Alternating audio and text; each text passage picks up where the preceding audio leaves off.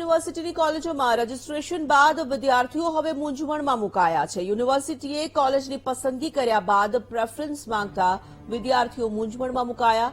વારંવાર બદલવામાં આવતા નિર્ણયથી વાલીઓ અને વિદ્યાર્થીઓની સ્થિતિ જે છે તે દ્વિધાભરી થઈ છે। વિદ્યાર્થીઓ 7 જૂનથી 10 જૂન સુધી ચોઇસ પર પ્રેફરન્સ આપી શકશે। પ્રેફરન્સને આધારે વિદ્યાર્થીઓને 12 જૂને કોલેજોની પ્રોવિઝનલ ફાળવણી કરવામાં આવશે।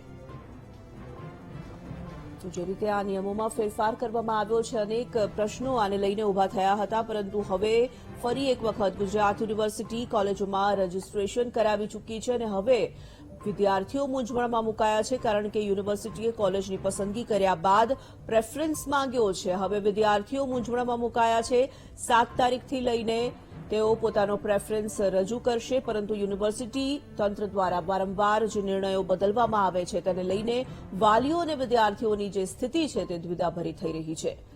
આપણે જણાવીએ કે ચોઇસ પ્રેફરન્સ આપવા માટે 7 જૂનથી 10 જૂન સુધીનો વિદ્યાર્થીઓને સમય આપવામાં આવ્યો છે। સંવાદદાતા અપૂર્વ જોડાઈ ચૂક્યા છે ફોનલાઈન પર। અપૂર્વ, ગુજરાત યુનિવર્સિટીએ ફરી એક વખત નિયમમાં ફેરફાર કર્યો। હવે રજીસ્ટ્રેશન કરી દીધા બાદ વિદ્યાર્થીઓને જે છે પ્રેફરન્સ આપવા માટે યુનિવર્સિટી જણાવી રહી છે।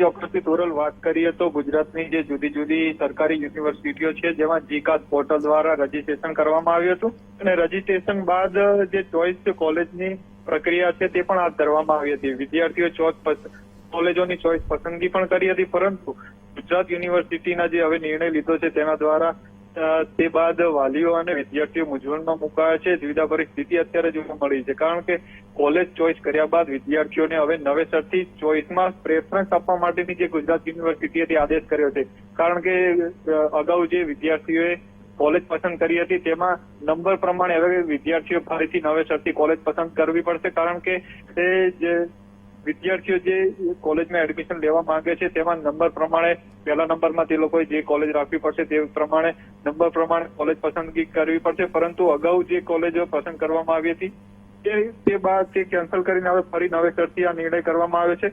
વારંવાર બદલાવવામાં આવતા નિર્ણયથી વાલીઓ અને વિદ્યાર્થીઓ મુશ્કેલીમાં મુકાયા છે, કારણ કે અગાઉ જે વિદ્યાર્થીઓએ કોલેજની પસંદગી કરી હતી તેમને હવે ખબર પણ નહીં હોય કે ફરી નવેસરથી તેમને આ રીતની નવેસરથી ચોઇસ પ્રેફરન્સની પ્રક્રિયા હાથ કરી છે અને તેમાં નવેસરથી ચોઇસ પ્રેફરન્સ આપવા પડશે। તો વાત કરીએ તો વિદ્યાર્થીઓને હવે 7 આજથી લઈને 10 જૂન સુધી ચોઇસ પ્રેફરન્સ આપી શકાશે। એટલે વિદ્યાર્થીઓ આ 3 દિવસ દરમિયાન જે પણ કોલેજ છે તેમાં ચોઇસ પ્રેફરન્સ આપી શકશે અને 12 જૂને કોલેજોની પ્રોવિઝનલ ફાળવણી કરવામાં આવશે। પરંતુ વાત કરીએ તો કોઈ પણ જાતની ઓફિશિયલ સૂચના વગર આ રીતની ચોઇસ પ્રેફરન્સની પ્રક્રિયા હાથ ધરવામાં આવી છે, જેના કારણે વિદ્યાર્થીઓ અને વાલીઓ મૂંઝવણમાં મુકાયા છે, કારણ કે ઘણા વિદ્યાર્થીઓને આ બાબતની પણ ખબર નથી કે કોઈ પ્રેફરન્સ બાદ જ તેમને પ્રોવિઝનલ મેરિટ લિસ્ટમાં તેમને સ્થાન મળશે ને પ્રોવિઝનલ મેરિટ લિસ્ટ જાહેર થયા બાદ જ તેમને એડમિશન આપવામાં આવશે। તેના કારણે વારંવાર જે પ્રમાણેની એડમિશનની પ્રક્રિયા બદલાઈ રહી છે તેના કારણે વિદ્યાર્થીઓ અને વાલીઓમાં ક્યાંક અત્યારે ભારે રોષ પણ જોવા મળી રહ્યો છે। જી, ધન્યવાદ જાણકારી માટે।